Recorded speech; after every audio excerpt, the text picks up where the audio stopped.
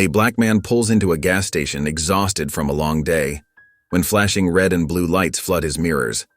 A white female cop strides up, smug and condescending.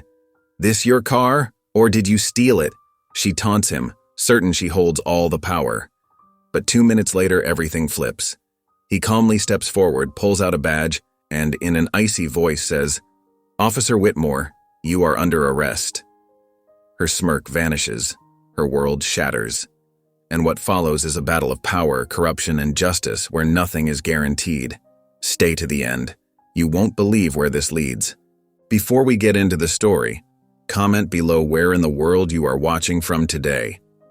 The fluorescent lights in Jefferson High's hallways cast long shadows across the worn linoleum floor. James Carter sat alone in his office, the quiet hum of the building's ancient air conditioning system his only companion. His weathered hands traced the edge of a silver picture frame on his desk, showing a young man in a graduation gown, grinning broadly at the camera. "Marcus Thompson," James whispered, remembering the troubled freshman who'd walked into his office 7 years ago, angry at the world and ready to give up. Now Marcus was in his second year of college, studying to become a teacher himself. James leaned back in his chair, the familiar creak of worn leather matching the ache in his bones. 28 years as an educator, and each success story like Marcus's reminded him why he chose this path. His own high school years flashed through his mind. The dismissive counselor who'd suggested trade school instead of college. The teachers who seemed surprised whenever he excelled. The constant need to prove himself worthy of an education. The memory stirred something deep inside him, a familiar mix of determination and weariness. He'd fought those same battles, earned his degrees, and now sat in the principal's office, not as a troubled student but as the leader of Jefferson High. Yet some days it felt like nothing had changed. His eyes drifted to another frame on his desk, this one holding a photo of his late wife, Marie. Her warm smile still had the power to both heal and hurt his heart, even 5 years after her passing. "You'd be proud of these kids, honey," he murmured, touching the glass gently. "They're fighting the good fight, just like we did." The wall clock ticked past 7:30 p.m., its sound echoing in the empty building. James gathered his papers, sliding them into his worn leather briefcase, a gift from Marie on their last anniversary together. He stood, his joints protesting slightly, and reached for his car keys.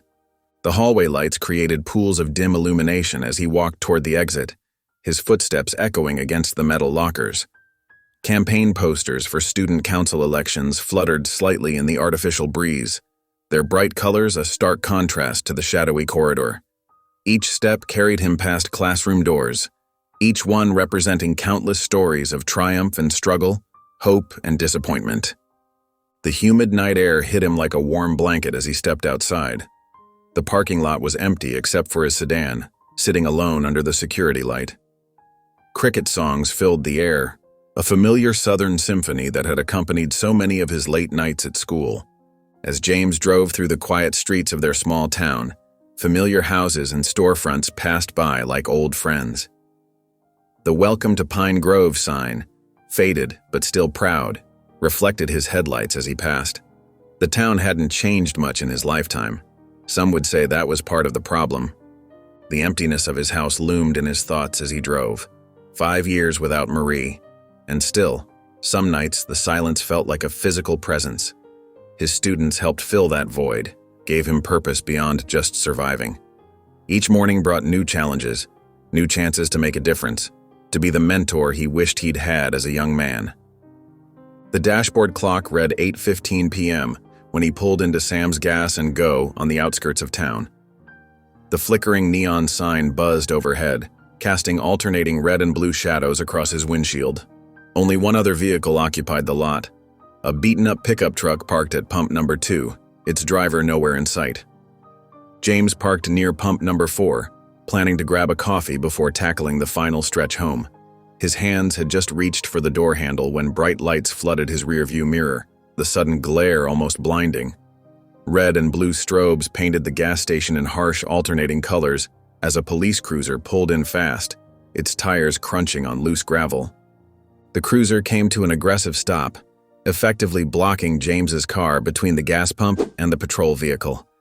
His hands remained steady on the steering wheel, but his heart began to beat faster, not from fear but from a bone-deep weariness. At 58 years old, with decades of experience and accomplishments behind him, he was still just another black man in a car to some people. James exhaled slowly, reaching up to rub his temples with one hand while keeping the other visible on the wheel. The headache building behind his eyes had nothing to do with the late hour or the glare of police lights. He'd been here before, knew this dance by heart. The weight of his principal's ID in his pocket offered no protection against what was about to unfold. "Here we go again," he whispered to himself, watching the police cruiser's door begin to open in his side mirror. The night had suddenly become much longer. The neon sign from Sam's Gas & Go cast an eerie glow across the parking lot, its electric hum mixing with the persistent chorus of cicadas in the distance. James watched through his side mirror as the patrol car's door swung open with deliberate slowness. His fingers remained steady on the steering wheel, though his heart hammered against his ribs. Officer Rachel Whitmore emerged from the cruiser, her blonde hair pulled back into a severe bun that emphasized her sharp jawline. The security light overhead caught her badge, sending brief flashes across James's mirrors. She adjusted her belt with practiced precision, her right hand coming to rest on her holstered weapon, a gesture James recognized as a calculated show of force rather than any real concern for safety. The click of her boots against the asphalt seemed unnaturally loud in the quiet lot. She approached his car with the confidence of someone who had never known consequences, her eyes sweeping over his sedan with obvious disdain. The contempt in her expression made James's stomach tighten, but he kept his face neutral, drawing on decades of experience in maintaining composure in the face of prejudice. "This your car?" Officer Whitmore's voice cut through the evening air, sharp and accusatory. She didn't bother with preliminaries, didn't ask for license or registration. Her lip curled slightly as she looked through his window. "Or did you steal it?" James felt the familiar burn of indignation rise in his chest, but his voice remained steady. "This is my vehicle, officer." "Men like you don't usually drive something this nice," she sneered, emphasizing "you" with unmistakable meaning. Her hand tightened on her weapon, though James hadn't made any movement. With slow, deliberate motions, James reached for his wallet. "My ID is right here, Officer Whitmore." He noticed how she flinched when he said her name, which he'd read from her nameplate. Her eyes narrowed, and she snatched the identification from his hand as if touching something contaminated. The silence stretched as she studied his license, her expression shifting between disbelief and something darker. Without warning, she began circling his car, her fingers trailing along the pristine paint job. James winced internally as he heard the scratch of her ring against the finish, not an accident, but a deliberate act of petty destruction. Through his rearview mirror, James watched as Officer Whitmore stopped behind his car. Her movements were unhurried, confident in her power over the situation. She reached up to her vest, unzipping it with exaggerated slowness. Her hand moved to her chest, and with a decisive click, she switched off her body camera. The message was clear. Whatever happened next would have no witnesses. James's grip tightened on the steering wheel, his knuckles pressing against his skin. The leather creaked under his fingers as he forced himself to breathe slowly, steadily. In his mind, he could hear Marie's voice from years ago. "Sometimes staying alive means swallowing your pride, James." She'd understood the unfairness of it all, had helped him channel his anger into something productive. Officer Whitmore's boots scraped against the pavement as she returned to his window. Her stance had changed, more aggressive, more assured. The overhead lights cast harsh shadows across her face, deepening the cruel set of her mouth. She'd done this before, James realized. The methodical escalation, the calculated intimidation. This was a well-practiced routine. The distant sound of cicadas seemed to grow louder in the tense silence. The gas station's neon sign flickered, sending alternating waves of red and blue across the scene, mixing with the patrol car's strobes to create a disorienting light show. James kept his hands visible on the wheel, his mind racing through possible scenarios, calculating the safest way to handle what was coming. His principal's ID sat heavy in his pocket, But he knew it wouldn't matter to Officer Whitmore. To her, he wasn't an educated man with decades of service to his community. He wasn't a widower, a mentor, or a leader. In her eyes, he was simply what she'd decided he was the moment she saw him: a threat to be contained, a target for her prejudice. James maintained his grip on the steering wheel, forcing his breathing to remain steady. Everything about this situation demanded careful handling. One wrong move, one misinterpreted gesture, and things could turn deadly in seconds. He'd seen it happen too many times, had attended too many funerals, had consoled too many grieving families.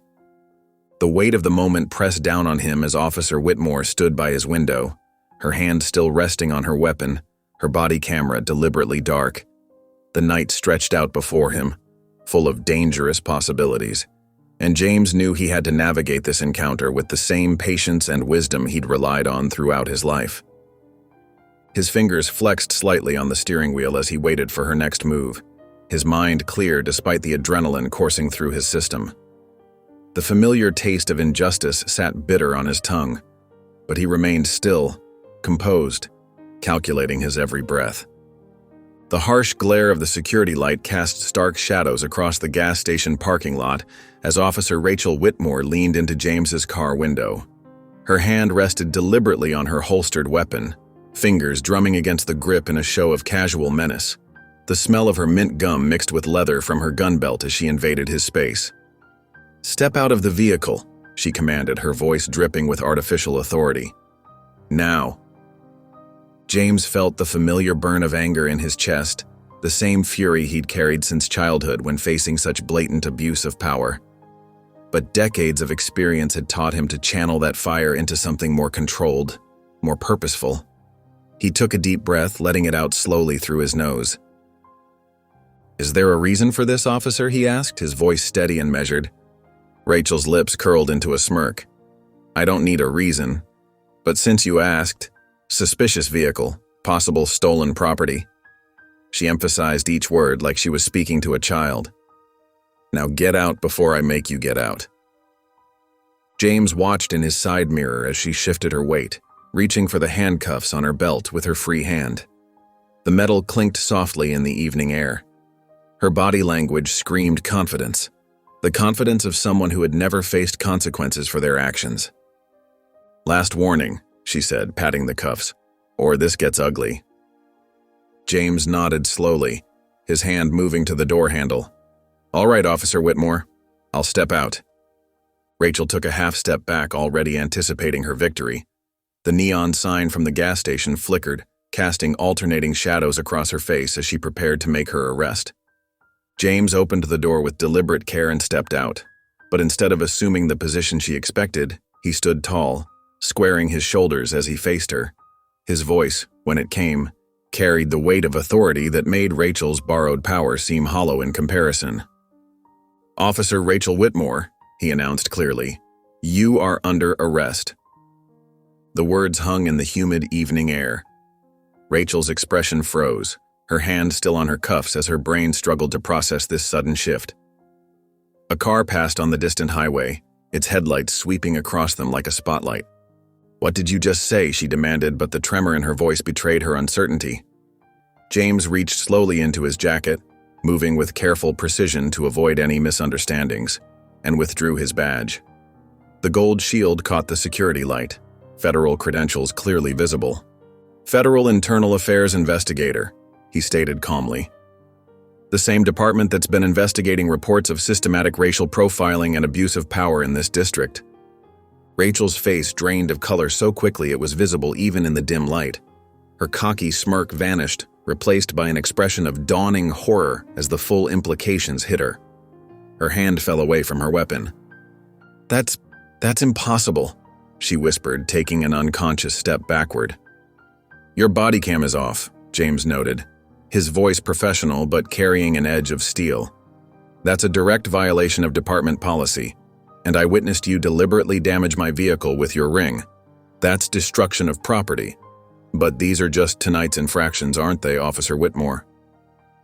Rachel's breathing had become shallow, her eyes darting between James's badge and his face.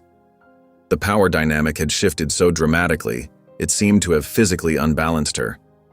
"You can't," she started, but her voice cracked. "Hands behind your back, officer," James instructed, producing his own set of handcuffs. "You have the right to remain silent. Anything you say can and will be used against you in a court of law." The same cuffs she had been so eager to use moments ago now clicked shut around her own wrists. 2 minutes ago, she had been the one with all the power, confident in her ability to abuse her authority without consequences. Now she stood silent, the color still draining from her face as James continued reading her rights in the same calm, measured voice he used to address his students. The cicadas continued their evening chorus, indifferent to the scene unfolding beneath the flickering neon light. In the distance, another car passed on the highway, its headlights briefly illuminating Officer Rachel Whitmore's face, a mask of disbelief as she realized her years of unchecked authority had finally met their match. The security lights of the gas station cast harsh shadows across the pavement as Rachel Whitmore thrashed against James's grip, her handcuffs rattling.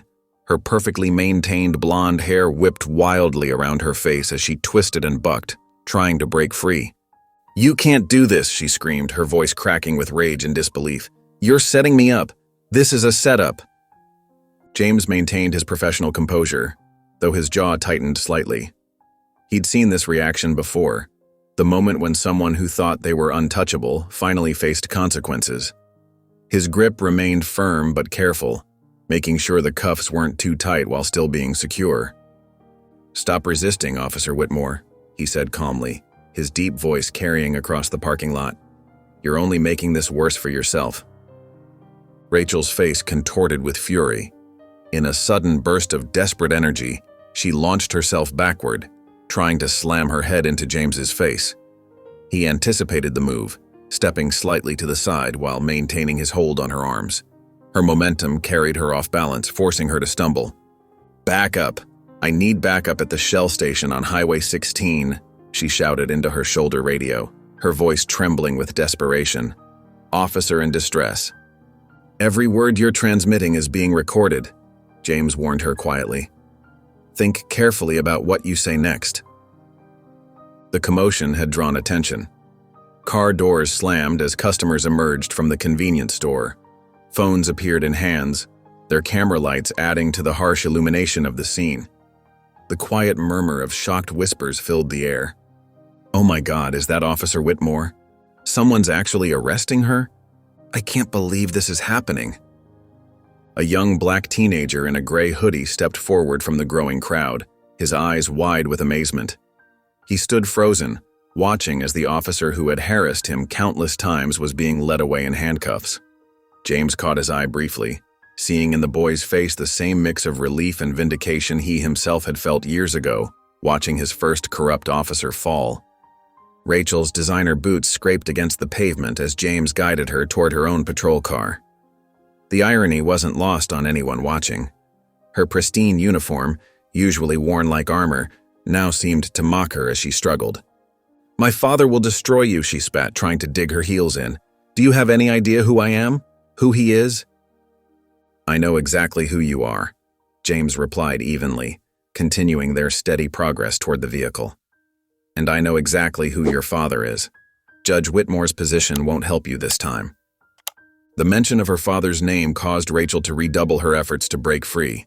She twisted violently, her handcuffs clanking against the metal of her duty belt.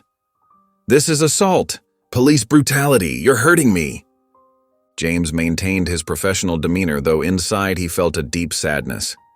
He'd seen this pattern too many times, officers who abused their power suddenly claiming to be victims when faced with justice. The crowd had grown larger now, at least 15 people recording every moment on their phones. Some looked nervous, others triumphant, but all seemed transfixed by the scene unfolding before them. "You're making a scene, Officer Whitmore," James said quietly. "Let's maintain some dignity." "Dignity?" she snarled, but her voice cracked slightly. The reality of her situation was beginning to sink in. "You ambushed me! Set me up!" They reached the patrol car, its red and blue lights still casting their alternating glow across the scene.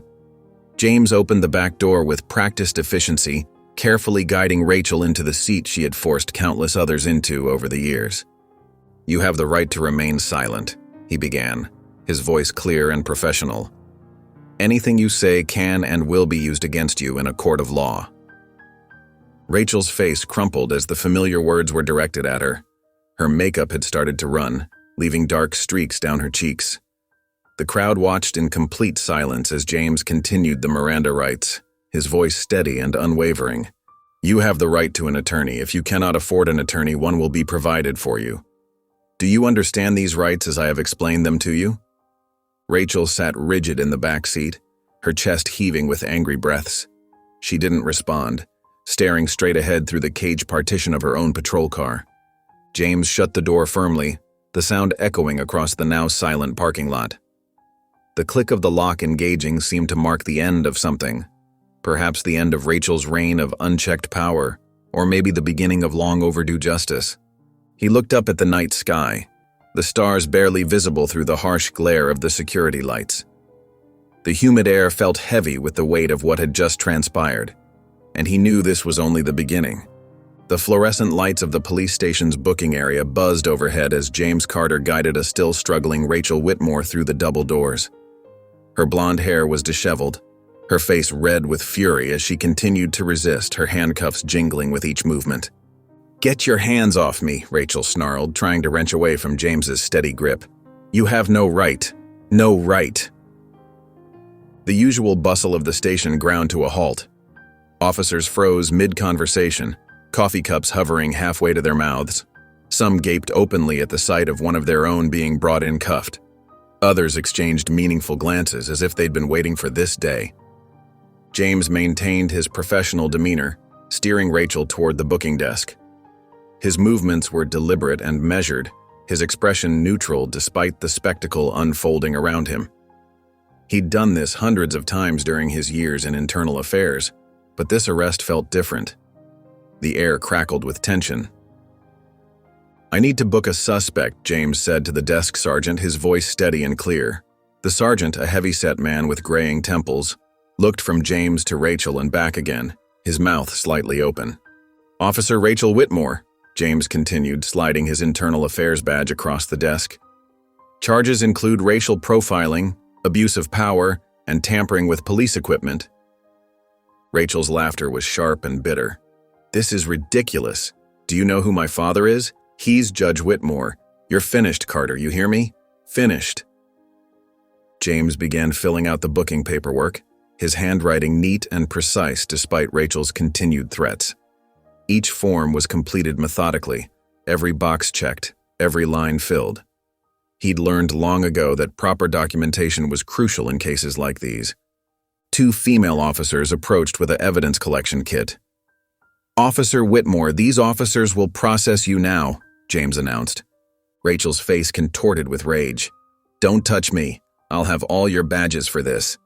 But the officers proceeded anyway, collecting her belt, badge, and other personal items with professional efficiency.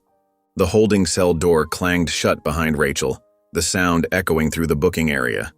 She gripped the bars, her knuckles white. "You're dead, Carter. You hear me? Dead.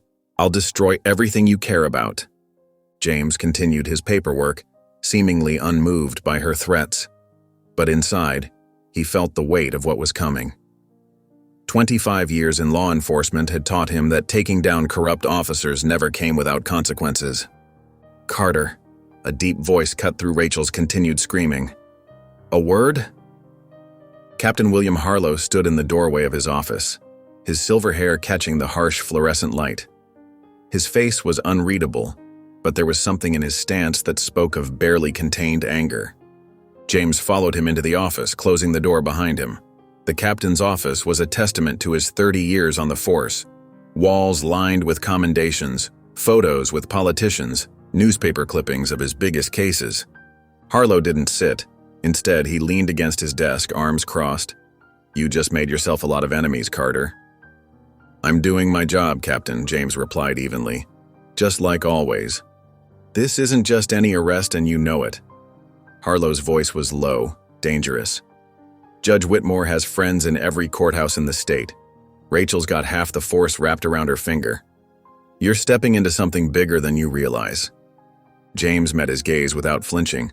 The law applies to everyone, Captain, even those who wear a badge. Before Harlow could respond, both their phones buzzed simultaneously. James pulled his out, and there it was. Breaking news notifications flooding his screen. Someone had leaked the story. The headlines screamed across his phone. Local cop arrested for racial profiling by a black internal affairs officer. Photos were already circulating. Grainy gas station security footage showing Rachel's arrest, cell phone videos from bystanders. The story was spreading like wildfire across social media. Rachel's screams echoed from the holding area, now mixed with the sound of ringing phones as reporters began calling the station. Through the office window, James could see officers huddled around their computers watching the story unfold. He scrolled through his phone, seeing his name and face plastered across headlines. Some praised him as a hero taking on systemic racism. Others painted him as an opportunist trying to make a name for himself. His inbox was already filling with messages, some supportive, others threatening. The captain's words hung in the air between them, heavy with implication. James knew this was just the beginning. The arrest had been the easy part. What came next would test everything he stood for. The morning sun was just beginning to peek through James Carter's bedroom window when the sound of shattering glass jolted him awake. His heart pounding, he threw off his covers and grabbed the baseball bat he kept beside his bed, a habit from his years living alone. The hardwood floors were cold under his bare feet as he moved swiftly but cautiously down the hallway. The familiar scent of his morning coffee, set to brew automatically at 6:30, mixed with the crisp morning air now flowing through his broken front window. In the living room, shards of glass sparkled like diamonds across his beige carpet. The window frame gaped open like a broken mouth, letting in the humid morning air. James's eyes immediately went to the brick lying among the scattered glass, its red surface stark against the pale carpet. His hand tightened around the bat as he surveyed the room, checking every corner, every shadow. Only when he was certain he was alone did he approach the brick. A piece of white paper was wrapped around it, secured with red rubber bands. James set down the bat and carefully picked up the brick, mindful of the sharp edges. His fingers, steady despite the adrenaline coursing through him, unwrapped the note. 3 words stared back at him in bright red ink. "Drop it or else." The paper crinkled in his grip as that familiar feeling rose in his chest. Not fear, but a slow-burning anger he'd known too many times before. It was the same anger he'd felt as a young boy being told which water fountain he could use, the same rage he'd suppressed when watching his students face similar prejudices decades later. He walked to his kitchen, the note still in his hand, and poured himself a cup of coffee. The morning light streamed through his kitchen window, casting long shadows across his granite countertop. James leaned against the counter, sipping his coffee, his mind clear despite the threat literally thrown through his window. They thought they could intimidate him, just like Rachel Whitmore thought she could intimidate him at that gas station, just like countless others had tried throughout his life. Each time, they'd discovered the same truth. James Carter didn't break and he didn't back down. He set down his coffee cup and walked to his home office. The morning light illuminated the degrees on his wall, his bachelor's in education, his master's in administrative leadership, and hidden behind them, his credentials from the Federal Internal Affairs Training Program. Below them sat a photo of his late wife, Sarah, her warm smile seeming to encourage him even now. James opened his filing cabinet and pulled out a thick manila folder. Inside were months of carefully documented reports on Rachel Whitmore, complaints of excessive force, racial profiling, abuse of power.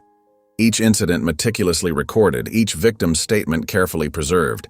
He'd been building this case long before she'd pulled him over at that gas station. He changed quickly into a charcoal gray suit, his armor for the battles ahead. As he adjusted his tie in the mirror, he could hear the neighborhood starting to wake up. Cars backing out of driveways, children's voices carrying through his broken window, the world moving forward as it always did. The brick and note went into an evidence bag. He'd learned long ago to document everything. The folder of reports tucked securely under his arm, he grabbed his keys from the hook by the door, Glass crunched under his shoes as he walked through his living room one last time. Outside, his neighbors were already gathering, pointing at his broken window, whispering among themselves. Mrs. Henderson from next door hurried over, concern etched on her face. "James, are you all right? Should I call the police?" He gave her a reassuring smile. "I'm fine, Margaret. And no need for the police. I'm handling this myself." The morning air was thick with humidity as he walked to his car. The folder felt heavy under his arm, weighted with the responsibility it carried. But James had never shied away from heavy burdens, especially when they meant standing up for what was right. He slid into the driver's seat of his car, placed the folder carefully on the passenger seat, and started the engine. The courthouse was a 15-minute drive away. 15 minutes to prepare himself for the next phase of this fight. As he backed out of his driveway, he caught one last glimpse of his broken window in the rearview mirror. They wanted him to drop the case. Instead, they'd just given him one more piece of evidence to add to his file. James Carter pulled into his usual parking spot at Jefferson High, his mind still racing from the morning's brick incident. The familiar red brick building stood quiet in the early morning light, most students not due to arrive for another hour, but something felt off. The hairs on the back of his neck stood up as he approached the main entrance. Miss Peterson, the elderly front desk receptionist, barely met his eyes as he walked past. Her usual cheerful, "Good morning, Mr. Carter," was replaced with a nervous glance at her computer screen. James's pace quickened as he rounded the corner to the administrative wing. His office door was slightly open, even though he distinctly remembered locking it the night before. Papers littered the floor like fallen autumn leaves, and the distinct smell of cigarette smoke lingered in the air, something strictly forbidden on school grounds. "Dear God," James muttered, taking in the scene. His filing cabinets had been yanked open, their contents strewn about carelessly. The framed photos on his desk, including one of his late wife Sarah, lay face down, the glass cracked on several of them. But it was his desk that drew his immediate attention. The locked drawer where he kept his most sensitive files had been forced open, the metal bent and warped. James quickly crossed to his desk, his heart sinking as he rifled through the remaining papers. The thick manila folder containing his documentation on Rachel Whitmore, records of complaints, witness statements, and patterns of behavior he'd carefully collected over months, was gone. Along with it, several other files detailing broader corruption within the department had vanished. The sound of footsteps made him turn. Luis Torres, the school's longtime maintenance worker, stood in the doorway. The older man glanced nervously down the hallway before stepping inside. "Mr. Carter," Luis said in a low voice, his weathered face creased with concern. "I was working late last night fixing that broken heater in the science wing. I saw them come in." James straightened up, his full attention on Luis. "Who came in?" "Police officers. 3 of them. They had keys." Luis wrung his hands together. "They were in here for almost an hour, going through everything. I didn't know what to do. They're police, you know." James placed a reassuring hand on Luis's shoulder. "You did the right thing by telling me. Did you recognize any of them?" Luis shook his head. They weren't in uniform, but they knew what they were looking for. Before James could ask more questions, his secretary Angela appeared in the doorway, her face tight with tension. "Mr. Carter, the school board is requesting your immediate presence." She paused, taking in the chaos of the office. "They're waiting in the conference room." James nodded slowly, his mind already connecting the dots. This wasn't just about Rachel Whitmore anymore. This was about power and the people who would do anything to keep it. "Thank you, Angela. I'll be right there." He turned back to Luis. "Would you be willing to write down what you saw? Times, descriptions, anything you can remember?" Luis nodded firmly. "Of course, Mr. Carter, you've always been good to us. To everyone." James gathered his thoughts as he straightened his tie. The school board meeting wasn't a coincidence. Not after last night's arrest, this morning's brick, and now the break-in. Someone was moving fast, trying to intimidate him, trying to destroy evidence. He pulled out his phone and quickly snapped several photos of his ransacked office, Then he sent a brief text to his contact at the FBI field office. Office broken into, files stolen, moving against me now. The walk to the conference room felt longer than usual. Staff members he passed either avoided his gaze or gave him sympathetic looks. News traveled fast in a small town, and everyone knew about Rachel Whitmore's arrest by now. Outside the conference room, James paused. Through the frosted glass, he could make out several figures seated around the long table. More than just the usual board members, there were additional shadows he didn't recognize. He took a deep breath, centering himself the way he always did before confronting difficult situations. They might have stolen his files, but they couldn't steal his resolve. The truth about Rachel Whitmore, and everyone who had protected her, would come out one way or another. James reached for the door handle, ready to face whatever waited on the other side. The metal felt cool against his palm as he turned it, stepping forward to meet his next challenge. The school board office felt colder than usual as James stepped inside. 7 pairs of eyes locked onto him, their faces a mix of practiced concern and barely concealed hostility. The room's dark wood paneling and heavy curtains gave it the feeling of a courtroom, which James realized wasn't far from the truth. They were already sitting in judgment. Elliot Hayes, the board chairman, sat at the center of the long table, his silver hair perfectly combed and his expensive suit immaculate. His hands were folded in front of him, fingers interlaced like a web. "Mr. Carter, we have concerns about your conduct." James remained standing, his back straight. He'd faced down worse than this room full of bureaucrats. But then he noticed movement in the corner of his eye. Lieutenant Daniel Reese stood in the shadows near the window, arms crossed, looking anywhere but at James. The sight of his old friend made James's stomach twist. "Please, sit down," Hayes gestured to the lone chair in front of the table. James took his seat, feeling like a student called to the principal's office. Ironic, given his position. "We've received numerous complaints," Hayes continued, shuffling through some papers. "Your recent activities have brought unwanted attention to Jefferson High." "Activities?" James kept his voice level. "You mean arresting an officer who was racially profiling citizens?" A woman to Hayes's left, Barbara Morton, head of the PTA, cleared her throat. "Mr. Carter, several faculty members have expressed concern that your involvement in this police matter is creating a disruptive environment for our students." James noticed how she said police matter like it was something dirty. He glanced at Reese again, but his former friend was studying the carpet pattern with intense fascination. "Our students deserve to see that justice applies to everyone," James replied, "even those who wear a badge." Hayes's pleasant mask slipped for just a moment, revealing the anger underneath. "This isn't about justice, Mr. Carter. This is about knowing your place and staying in your lane." The threat in those words was clear as day. James felt heat rising in his chest, but kept his expression neutral. "My place is wherever I see wrongdoing that needs to be addressed." "Your place," Hayes leaned forward, "is running this school. Period. Not playing vigilante cop." "I'm not playing anything," James said. "I'm a federal internal affairs investigator. It's my job to—" "Your job," Hayes cut him off, "is whatever we say it is. The school board has the authority to terminate your contract if we feel your outside activities are detrimental to this institution." Barbara Morton nodded vigorously. "Think of the children, Mr. Carter. All this negative publicity." James almost laughed. "The children? You mean like Tommy Williams, who Officer Whitmore harassed last month for walking home from basketball practice?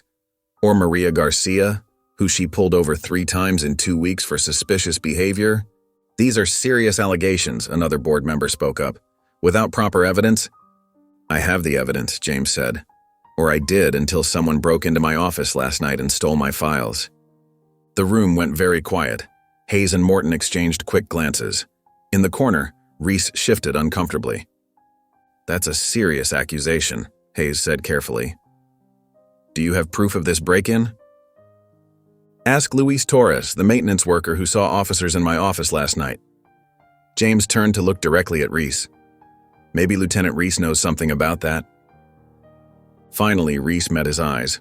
For a moment, James saw shame there, maybe even regret. But then Reese's face hardened, and he looked away again. "Mr. Carter," Hayes's voice had lost all pretense of friendliness. "Let me be very clear. Drop this crusade against Officer Whitmore, or we will be forced to take action. This school cannot afford to be associated with such controversial matters." "Controversial?" James stood up slowly, his chair scraping against the floor. "Is that what we're calling racism now? Controversy?" "That's enough!" Hayes slapped his hand on the table. "You're dismissed, Mr. Carter. Think very carefully about your next moves." James looked around the room one last time, taking in their faces, the open hostility, the false concern, the carefully crafted expressions of disapproval. His gaze landed on Reese last, the man who'd been his friend for 15 years, who'd stood with him at his wife's funeral, who'd helped him move into his new house after she passed. Now Reese couldn't even look him in the eye. James walked out of the boardroom, his heart pounding with the weight of betrayal. Each step felt heavier than the last. He'd expected resistance from the system. That's how corruption worked after all. But Reese? That cut deeper than any threat the school board could make. The hallway seemed longer than usual as he walked away from the meeting room. The morning sun streaming through the windows did nothing to warm the chill that had settled in his bones. Behind him, he heard the murmur of voices resume in the boardroom, already moving on to their next item of business, as if they hadn't just tried to strong-arm him into silence. But it was Reese's silence that echoed the loudest in James's mind. The man who used to have his back through everything had turned against him, chosen the safety of the system over the fight for what was right.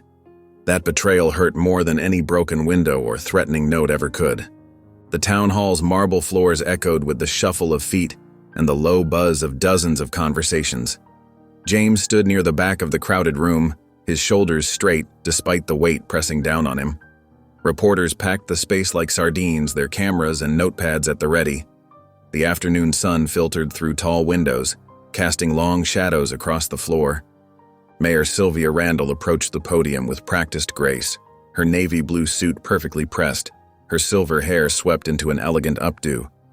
The room fell silent as she tapped the microphone, the sound reverberating through the speakers.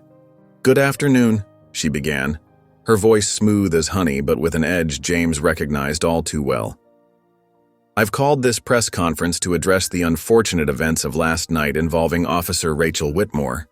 James watched the reporters lean forward, hungry for details. He noticed how the mayor's eyes never quite met anyone's gaze, how her perfectly manicured hands gripped the podium just a little too tightly.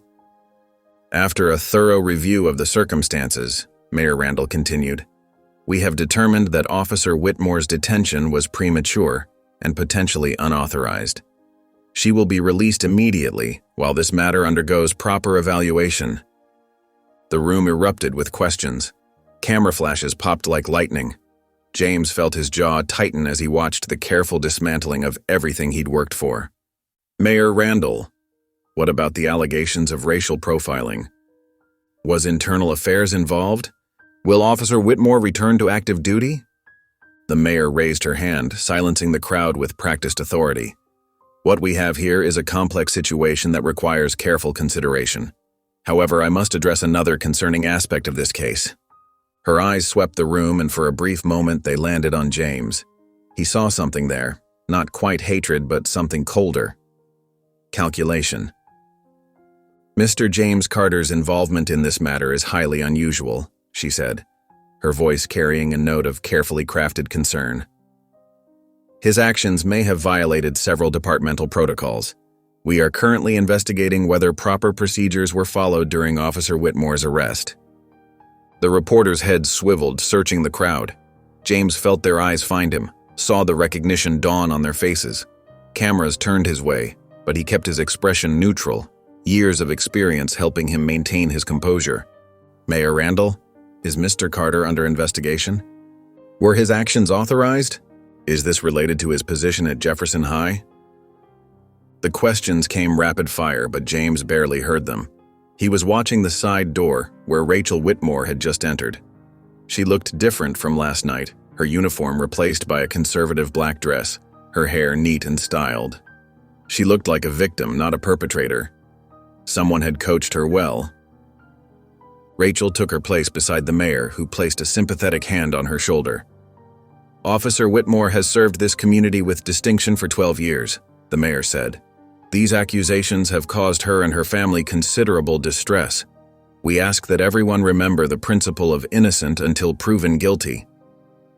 James watched Rachel's performance, the slight tremor in her hands, the way she kept her eyes downcast, the occasional dabbing at non-existent tears with a tissue.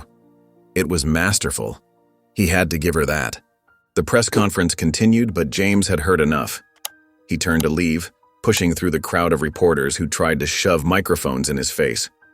"Mr. Carter, do you have a response to the mayor's statement? Mr. Carter." He was almost at the door when Rachel's voice cut through the chaos. "Mr. Carter?" James stopped, his hand on the door handle. The room fell silent as he turned to face her. Rachel stood at the podium now, the mayor beside her. Gone was the trembling victim. The woman who met his gaze was the same one who had tried to intimidate him at the gas station. Her lips curved into a slight smirk, her eyes cold and triumphant. James felt his fists clench at his sides. He could see it all so clearly. The carefully orchestrated show, the political machinery grinding into motion, the system closing ranks to protect its own. They thought they had won, thought they could bury the truth under layers of bureaucracy and public relations.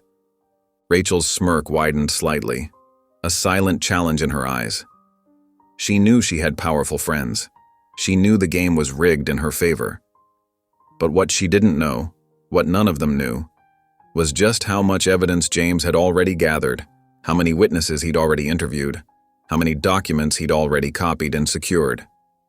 James met her gaze steadily, his face betraying nothing of his thoughts.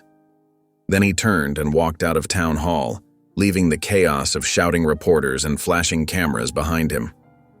The morning sun cast long shadows across Jefferson High's parking lot as James Carter pulled into his usual spot. His hands gripped the steering wheel tightly, yesterday's press conference still playing in his mind like a bad movie. The familiar brick building that had been his sanctuary for so many years now felt different, tainted by the corruption seeping into every corner of his life. He grabbed his briefcase from the passenger seat, its worn leather carrying the weight of countless battles fought in these halls. But this morning felt heavier than most.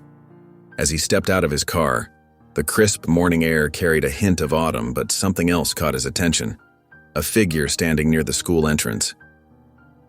Rachel Whitmore stood there in her freshly pressed police uniform, badge gleaming in the early light. Her arms were crossed over her chest, and that familiar smirk played across her face. The same smirk she'd worn walking out of the courthouse yesterday. His stomach tightened at the sight, but he kept his expression neutral.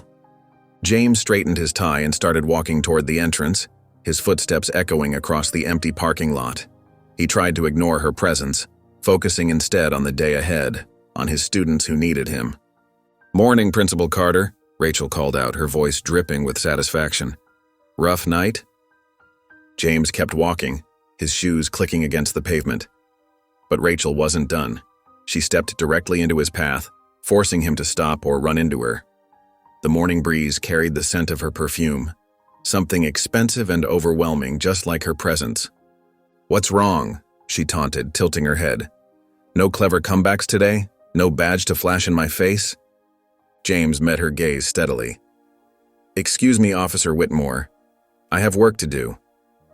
She laughed, the sound sharp and hollow. "Work? You mean what's left of it?" She took a step closer, invading his personal space. "You really thought you could take me down? That's cute. Really cute." "Move aside," James said quietly, his voice firm despite the anger building in his chest. "Or what?" Rachel's eyes glittered with malice. "You'll arrest me again? Good luck with that. I told you. You don't know how deep this goes." She gestured to her reinstated badge. "See this? This means I'm untouchable. And you?" She looked him up and down with contempt. "You're nothing." James remained still, his face a mask of calm even as his pulse quickened. "Are you done?" "Oh, I'm just getting started," Rachel sneered. "You know what your problem is, Carter. You think this is about right and wrong. But it's about power. Who has it, who doesn't? She straightened her uniform collar. And right now, I've got all the power I need. Power built on corruption doesn't last, James replied evenly. Rachel's smile widened. Big words from a man about to lose everything. How's that school board meeting coming along? Heard they're not too happy with you. She leaned in closer, her voice dropping to a whisper. Wonder what they'll find when they start digging into your past? Everyone's got secrets, Carter. James felt his jaw tighten but kept his voice steady. Threats, Officer Whitmore? Is that all you've got? Threats? She laughed again. No, these are promises. You tried to humiliate me, tried to take everything from me. But look who's standing tall now. She adjusted her gun belt. You should have stayed in your lane, Carter. Should have kept playing principal with your little students and left the real work to us. The morning bell rang in the distance, its sound carrying across the quiet parking lot. Students would be arriving soon, and James knew this confrontation needed to end. If you'll excuse me, he said, moving to step around her. Rachel shifted, blocking his path one last time. She leaned in close, her lips nearly touching his ear. I told you I'd win. She stepped back, that triumphant smirk still plastered across her face, and walked away. Her boots clicked against the pavement, each step a reminder of her victory. James stood there watching her go, his fists clenched at his sides. The morning sun continued to rise over Jefferson High, casting long shadows across the parking lot, while inside, James felt the darkness growing. James walked into his office, his mind still churning from the confrontation with Rachel in the parking lot. Linda Harrison, his secretary of 15 years, practically burst through the door behind him. Her usually neat gray hair was disheveled and her round face was flushed with worry. Sir, I think you need to see this, she said, wringing her hands. The tremor in her voice made James pause. As he stepped fully into his office, his breath caught in his throat. The place looked like it had been hit by a tornado. Papers carpeted the floor in a chaotic mess. Books had been yanked from shelves and tossed aside, their spines cracked and pages bent. The filing cabinet stood open, their contents spilled across his desk like fallen leaves. I came in early to prepare for the board meeting, Linda explained, her voice shaking. When I found it like this, I didn't touch anything. I waited for you. James moved carefully through the destruction, his shoes crunching on scattered paper clips and broken pencils. The framed photos that usually sat on his desk lay face down, their glass cracked. One showed him with last year's graduating class. Another was of his late wife Sarah smiling at their favorite beach. He picked it up gently, brushing away the shards of glass. His desk drawers had been forced open, the locks broken. The metal was scratched and bent, showing the violence of the intrusion. Files were missing, specifically, the ones containing his notes about Rachel Whitmore and the corruption he'd been investigating. Then he saw it. Sitting on his chair was a plain white piece of paper. 3 words were written in thick black ink. Walk away now. The letters were bold and aggressive, pressed so hard into the paper they left indentations on the back. A soft knock at the door made them both turn. Luis Torres, the school's janitor, stood in the doorway. His weathered face was drawn with concern, and he kept glancing over his shoulder as if afraid of being overheard. Mr. Carter, Luis said quietly, stepping inside and closing the door. I saw them last night. I was cleaning the 2nd floor when they came in. James straightened up. Who, Luis? Cops, Luis replied, his voice barely above a whisper. 3 of them. They had keys. I don't know how. They were here for maybe 20 minutes. I hid in the supply closet. I was scared they'd see me. Linda gasped softly, her hand covering her mouth. James felt a cold weight settle in his stomach. This wasn't just about intimidation anymore. They were systematically destroying evidence, erasing any trace of their corruption. Did you recognize any of them? James asked, keeping his voice steady despite the anger building inside him. Luis shook his head. It was dark, they had flashlights, but... He hesitated. One of them, though, I heard the others call him Lieutenant. James closed his eyes briefly. Lieutenant Reese, his old friend. The betrayal stung fresh all over again. "Mr. Carter," Linda said softly, "maybe you should call the police." A bitter laugh almost escaped his lips. Call the police about the police? The very thought showed how deep this corruption ran. "Thank you, Luis," James said. "You're very brave to tell me this, but be careful. Don't let anyone know what you saw." Luis nodded solemnly and slipped out of the office. Linda began picking up some of the scattered papers, but James gently touched her arm. "Leave it," he said. "I need to document everything first." He walked to the window, his mind racing through possibilities. The morning sun was higher now, warming the parking lot below. A black SUV sat near the school gates, its windows tinted dark. As he watched, he saw a slight movement inside. Someone was watching the school, watching him. Linda joined him at the window. "What are you going to do?" James stared at the SUV, his jaw set firm. The warning note crinkled in his pocket, but instead of fear, he felt his resolve hardening. They thought they could scare him away, bury the truth under threats and intimidation, but they didn't understand what drove him. This wasn't just about one corrupt officer or department anymore. This was about every student in his school, every person in this town who deserved better than to live under the thumb of those who abused their power. The black SUV remained motionless, a silent sentinel marking how far they would go to stop him. But James Carter had spent his entire life fighting against people who thought they could break him. He wasn't about to stop now. James stood outside the conference room, straightening his tie and taking a deep breath. Through the frosted glass, he could see the silhouettes of board members already seated inside. His hand hesitated on the door handle as he heard hushed voices from within. The heavy wooden door creaked as he pushed it open. 12 pairs of eyes turned to stare at him, none of them friendly. The long conference table stretched before him like a battlefield, with Elliot Hayes sitting at its head. The chairman's thin lips were pressed into a tight line, his wire-rimmed glasses reflecting the harsh fluorescent lights. In the corner, Lieutenant Daniel Reese leaned against the wall, arms crossed. James caught his eye, but Reese quickly looked away, studying the carpet pattern as if it held some fascinating secret. The betrayal stung worse than any of the threatening notes or vandalism. "Please take a seat, Mr. Carter," Hayes said, his voice carrying the false politeness of a prosecutor about to present damaging evidence. James settled into the lone chair facing the board. The empty space behind him felt vast and cold. Usually, during board meetings, other teachers and staff would fill the extra chairs along the walls. Today, those chairs remained empty. Hayes shuffled some papers, clearing his throat. "Mr. Carter, we've called this emergency meeting to address multiple complaints about your behavior." He paused, peering over his glasses. "Specifically, your involvement in certain police matters has brought unwanted attention to Jefferson High.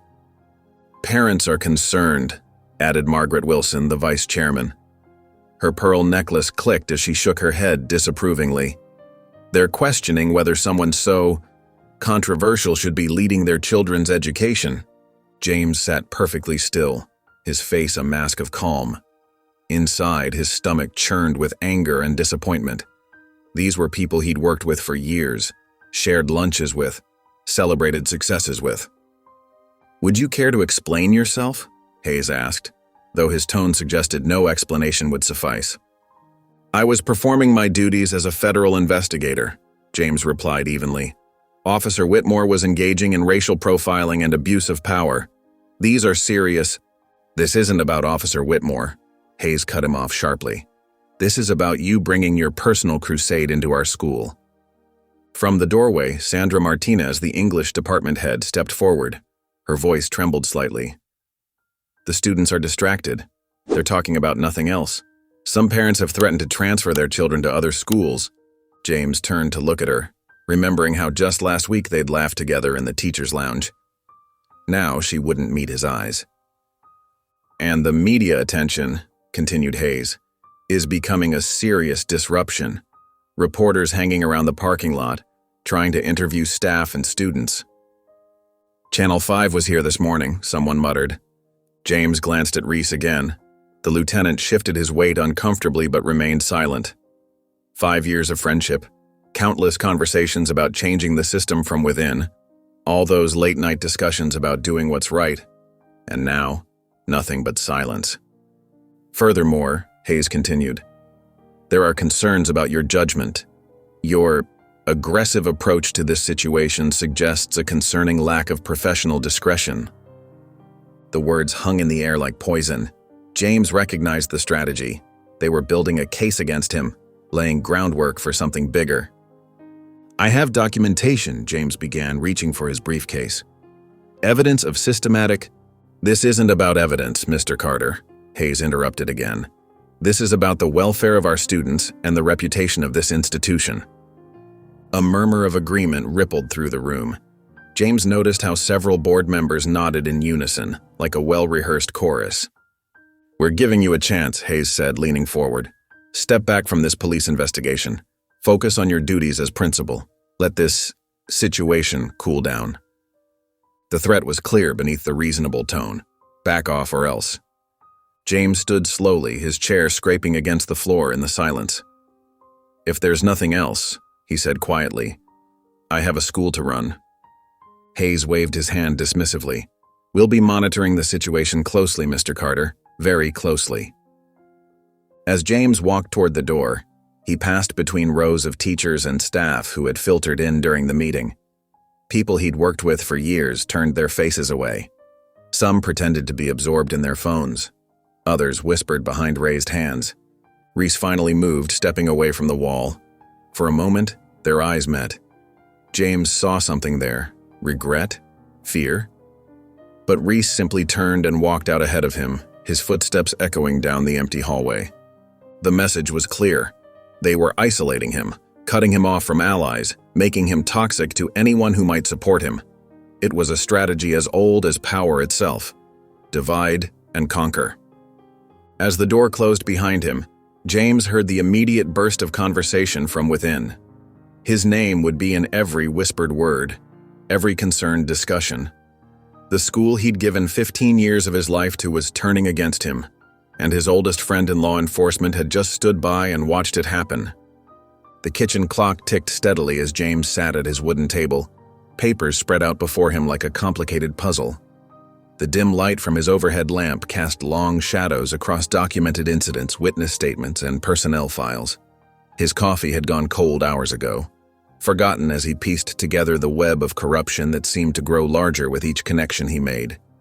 He rubbed his tired eyes, the words beginning to blur together after hours of reading. The house felt especially quiet tonight, the kind of silence that made every small sound seem amplified. Outside, crickets chirped their evening symphony, a familiar sound that usually brought him comfort. But tonight, it only emphasized his solitude. James reached for another file, this one containing Rachel Whitmore's service record. His fingers traced over the numerous civilian complaints that had mysteriously disappeared from official records. Each page told a story of abuse of power, of lives affected, of justice denied. He'd spent years building this case, carefully documenting every incident, every witness statement, every piece of evidence. The kitchen light flickered briefly, drawing his attention upward. His late wife had always complained about the old wiring in this house. The thought of her made his chest tighten. She would have known exactly what to say right now, how to help him see things clearly. A loud crash shattered the silence, making him jump to his feet. The sound of breaking glass echoed through the house, followed by the tinkling of shards hitting the hardwood floor. James's heart pounded as he moved quickly toward his living room, his footsteps careful but purposeful. The scene before him made his blood run cold. Moonlight streamed through a jagged hole in his front window, glass scattered across his carpet like deadly diamonds. In the center of the destruction lay a red brick, its rough surface seeming to mock him in the dim light. James approached carefully, glass crunching under his shoes. A white piece of paper was taped to the brick, the edges fluttering slightly in the breeze, now entering through the broken window. With steady hands that betrayed none of the anger and fear coursing through him, he peeled off the note. 3 words stared back at him in thick black marker. You will pay. The threat hung in the air, as tangible as the cool night breeze now filling his living room. James gripped the note tightly, feeling the paper crumple in his fist. His pulse thundered in his ears as he reached for his phone in his back pocket. His finger hovered over the keypad. Who could he call? The police? He almost laughed at the bitter irony. They were the ones behind this. Lieutenant Reese? His former friend had made his allegiances clear. The school board? They'd rather see him gone than face the scandal. James lowered his phone slowly, the reality of his situation settling over him like a heavy blanket. He was alone in this fight. Truly alone. Moving to his kitchen, he retrieved his broom and dustpan. The rhythmic sound of sweeping filled the room as he carefully gathered the scattered glass. Each piece represented another attempt to intimidate him, to force him into silence. But they didn't understand him. They didn't know what had driven him to this point. As he worked, memories flooded back, of growing up facing systemic racism, of watching injustice go unchallenged, of promising his late wife he would always stand up for what was right. He thought of his students, especially those who faced the same prejudices he had. If he backed down now, what message would that send? The pile of glass grew larger as he methodically cleaned. Some pieces caught the moonlight, throwing small reflections across the walls. It was well past midnight now, but sleep was the furthest thing from his mind. When the floor was finally clear, James stood back, surveying the damage. The broken window would need to be boarded up until he could get it replaced. Another expense, another inconvenience, another attempt to break his spirit. But as he stood there in his silent living room, surrounded by the evidence of their intimidation, James felt something solidify within him. They could break his windows, threaten his job, try to destroy his reputation, but they couldn't break his resolve. He wouldn't give them that satisfaction. The brick sat heavy in his hands as he picked it up, studying its rough surface. This wasn't just about Rachel Whitmore anymore. This was about every officer who abused their power, every official who looked the other way, every system that protected the corrupt at the expense of the innocent. James placed the brick on his mantle, a reminder of what he was fighting against. The crumpled threat he tucked into his evidence file, one more document in the growing case against them. They wanted him to pay. He would make sure justice would be the only currency accepted.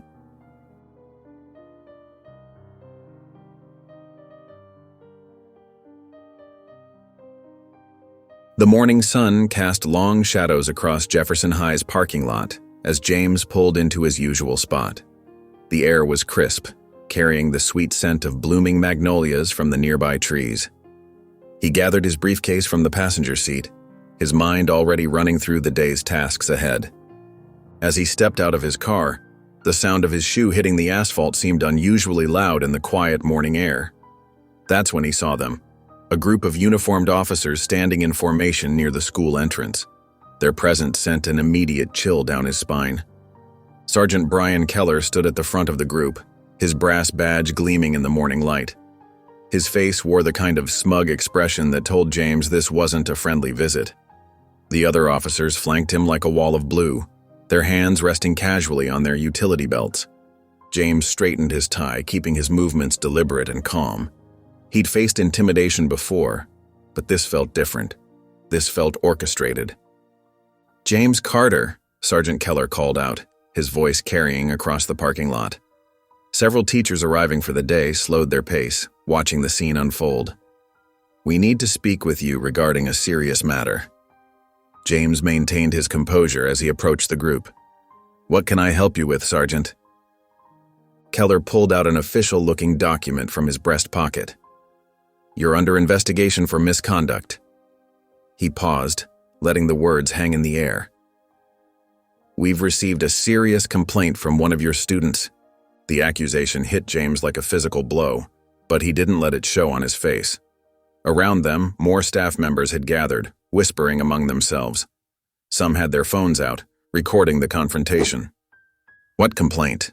James asked, his voice steady despite the anger building inside him. Keller gestured to one of his officers, who stepped aside to reveal Kenny Wallace, a sophomore student standing behind them.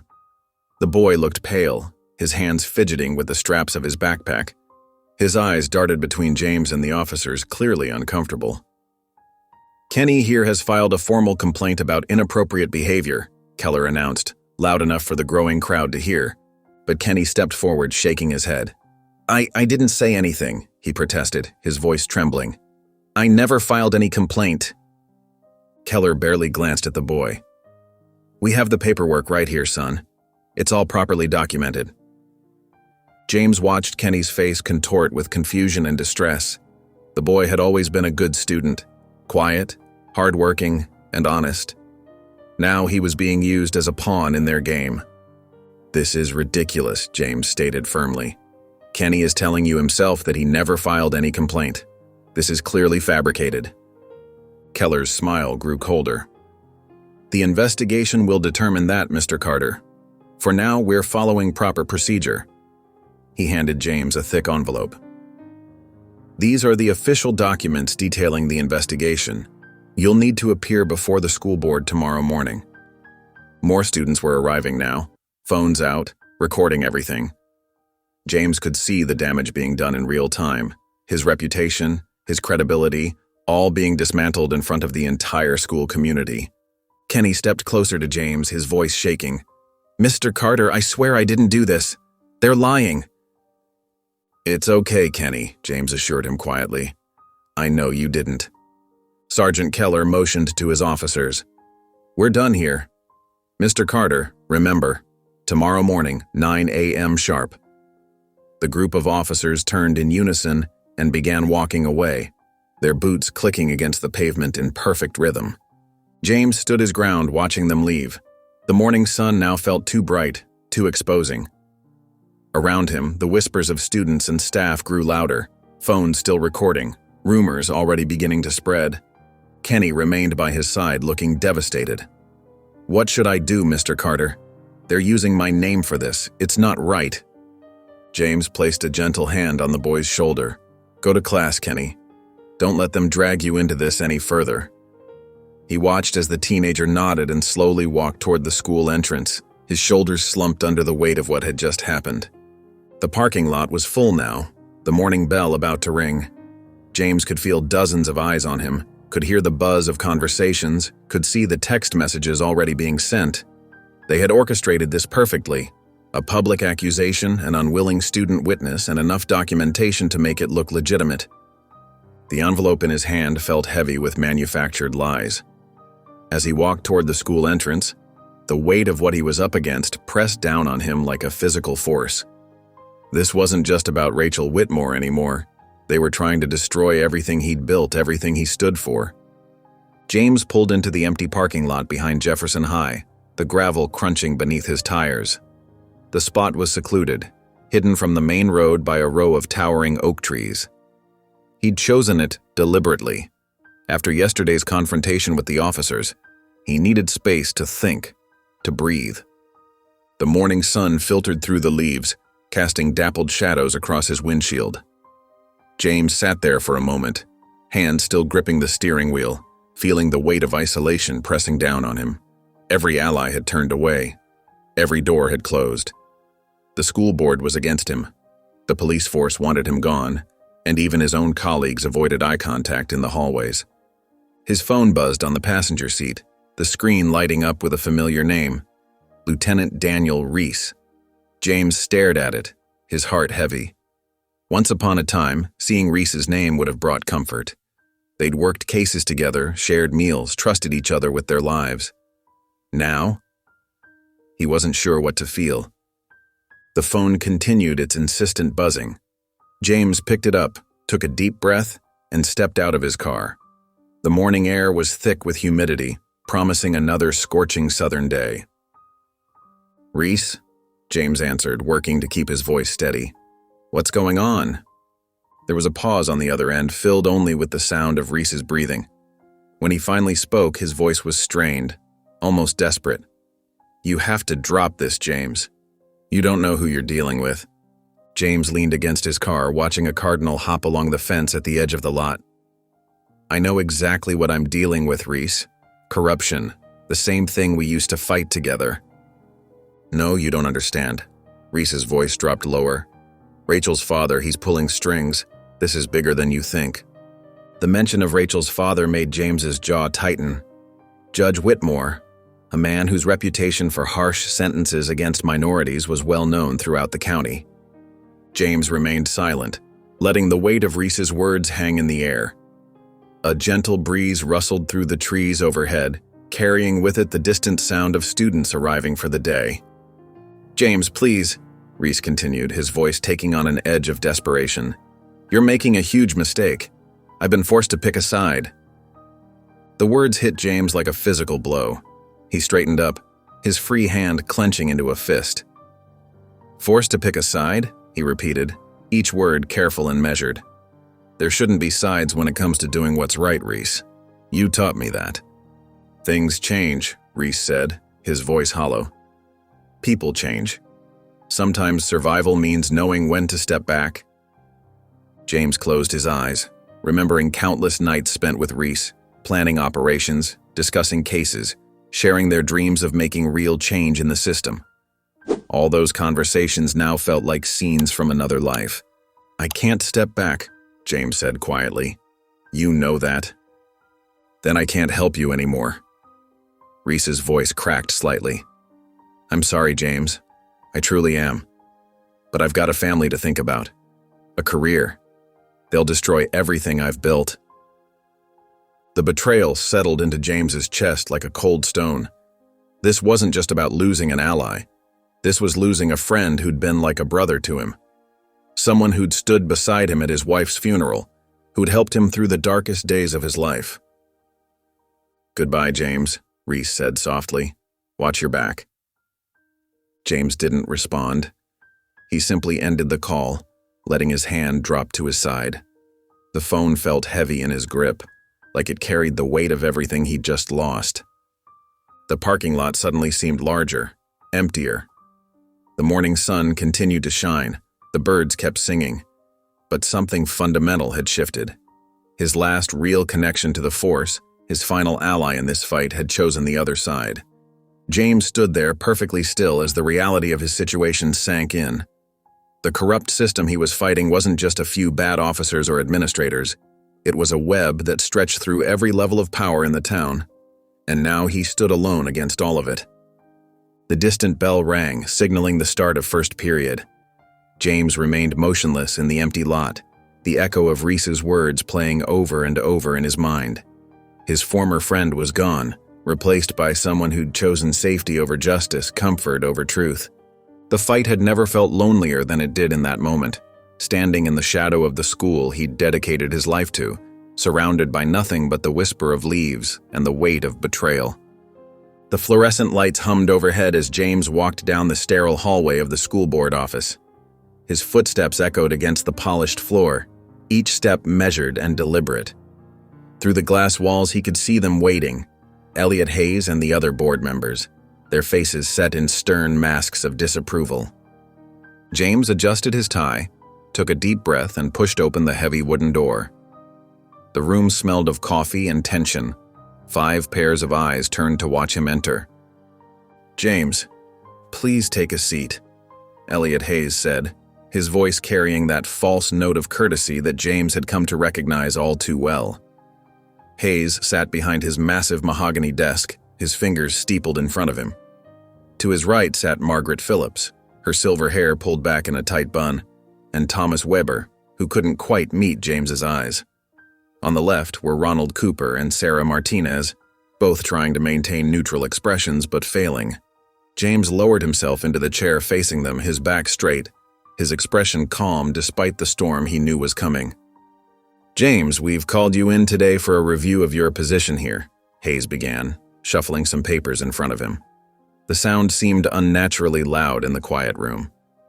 "I assume this is about the Whitmore case," James said evenly, watching their reactions.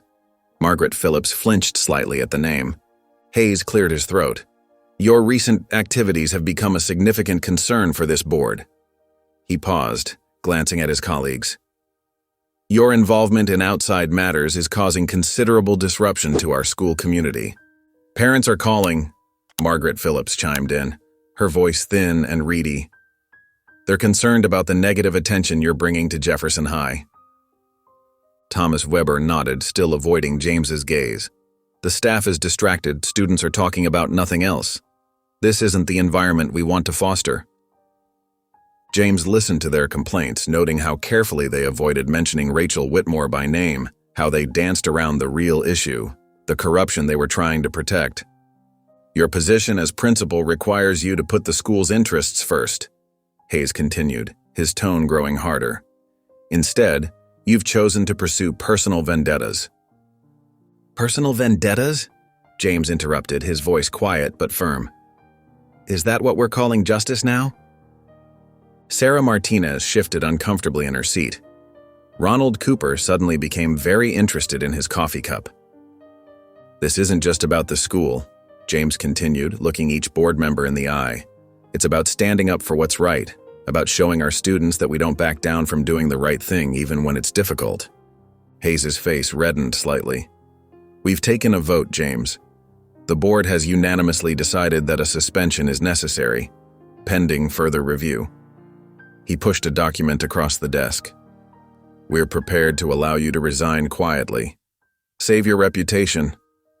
Save everyone the embarrassment of a formal dismissal. James looked at the resignation letter already typed up and waiting for his signature. They'd planned this whole thing, probably had it ready for days. The betrayal stung, but it didn't surprise him anymore. I'm not resigning, James said firmly, pushing the paper back across the desk. Hayes stood up slowly, planting his hands on the desk and leaning forward. His attempt at intimidation might have worked on someone else, but James had faced worse, much worse. You've made your choice then, Hayes said, his voice cold. Don't make this harder than it needs to be. James rose from his chair, matching Hayes's stance. No, Elliot, you've made your choice. You've chosen to be part of the problem instead of the solution. These kids deserve better than that. They deserve to see adults who stand up for what's right. This meeting is over, Hayes snapped, his face now fully flushed. Security will escort you to clean out your office. James turned and walked to the door, his head held high. He could feel their eyes on his back, could hear the whispered conversation starting already. But he didn't care. They could take his job, but they couldn't take his integrity. As he stepped into the hallway, he saw her. Rachel Whitmore stood near the water cooler, back in her police uniform, that familiar smirk playing across her face. She'd been waiting for this moment, probably knew about the meeting before he did. James walked past her without a word, his jaw clenched tight. He could feel her eyes following him, could practically taste her satisfaction at his public humiliation. But she was wrong if she thought this would stop him. This wasn't the end. It was just the beginning of a different kind of fight. The afternoon sun cast long shadows across Jefferson High's front steps as James pushed through the heavy double doors. His shoulders were tense, but his head remained high. The day's events, the board meeting, the threats, the betrayals, weighed on him like a physical burden, but he wouldn't let them see him break. Rachel Whitmore stood at the bottom of the steps, her blonde hair gleaming in the sunlight. Her police uniform was crisp and perfect, badge catching the light. Her arms were crossed over her chest, and that familiar smirk played across her face. She was blocking his path deliberately, making him face her. James paused at the top of the steps, his briefcase heavy in his hand. Students hurried past, some throwing nervous glances between him and Rachel. A few teachers lingered by their cars, pretending not to watch but failing miserably at hiding their interest. Rough day, Principal Carter? Rachel called out, her voice dripping with false sympathy. Or should I say, former principal? James descended the steps slowly, each footfall measured and controlled. His anger simmered just beneath the surface, but his face remained calm. Years of experience had taught him the power of composure, especially when others tried to provoke you. You think you've won? He asked quietly, stopping a few feet from her. Rachel tilted her head, her smirk widening. Oh, I know I did. She took a step closer, lowering her voice. Look around you, James. Your precious school board turned on you. Your fellow teachers won't even look you in the eye. Even your old friend Reese knows better than to stand with you. James didn't flinch. Is that what you think this is about? My job? This is about putting you in your place, Rachel hissed, her blue eyes cold. You're done, and you're going to regret ever trying to take me down. A group of students walked past, their chatter dying as they sensed the tension. James waited until they were out of earshot before responding. "You still don't get it, do you?" he said, shaking his head. "This isn't about you and me. This is about right and wrong. This is about justice." Rachel laughed, but there was no humor in it. "Justice? Please. You've underestimated me, James." She stepped closer, dropping her voice to a whisper. "You have no idea how deep this goes. My father's influence, the connections we have. Did you really think you could win against all of that?" James stepped forward, closing the distance between them. Though Rachel was tall in her polished boots, he still towered over her. His voice was steady, controlled, but carried an edge of steel. "You don't know who you're messing with, Rachel." For just a moment, something flickered in Rachel's eyes. Uncertainty, perhaps even fear. But it vanished quickly, replaced by that practiced arrogance. "I told you I'd win," she said, stepping back. "It's over." She turned to walk away, her boots clicking on the concrete. "Enjoy unemployment, James. Maybe find a new hobby, one that doesn't involve trying to play hero." James stood there, his fists clenched at his sides. Students continued to stream past, some whispering and pointing. The afternoon sun beat down on his shoulders, and somewhere in the distance, a school bus honked its horn. Rachel strode toward her patrol car, that confident swagger in her step. She opened the door but paused to look back at him one last time, that smirk still plastered on her face. Then she slipped into the driver's seat and started the engine. James watched as she pulled away from the curb, the patrol car's tires crunching over loose gravel. His jaw was tight, his shoulders rigid. The weight of everything, the threats, the vandalism, the false accusations, the betrayals, pressed down on him. But underneath it all, his resolve remained unshaken. A gentle breeze stirred the leaves of the old oak trees lining the school's driveway. The same trees he'd passed every morning for the past 15 years. The same trees that had watched generations of students come and go. They'd seen plenty of battles fought on these grounds, plenty of victories and defeats. James gripped his briefcase tighter, feeling the smooth leather under his fingers. The day's heat pressed against his skin, but he barely noticed it. His mind was already working, planning his next move. Rachel and her allies might think they'd won, but they'd severely underestimated his determination. The digital clock on James's nightstand blinked 9 p.m., its red numbers casting a soft glow in his darkened bedroom. Sleep refused to come, his mind churning with the day's events. Rachel's smug face, Reese's betrayal, the school board's ultimatum. The quiet of his house felt oppressive, broken only by the distant hum of crickets through his partially opened window. James sat up in bed, rubbing his tired eyes. The stack of case files on his bedside table seemed to mock him. So many incidents, so many complaints against Rachel Whitmore, but nothing concrete enough to stick.